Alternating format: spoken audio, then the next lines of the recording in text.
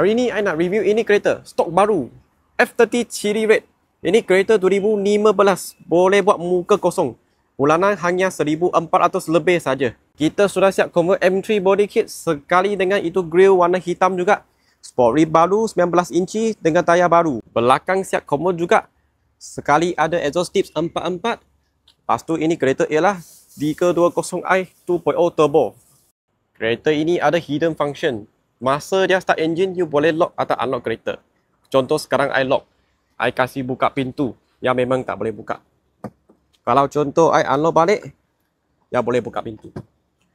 Kereta ini pakai engine N20 2.0 turbo. Horsepower dia ada 188. Interior nampak masih okey lagi.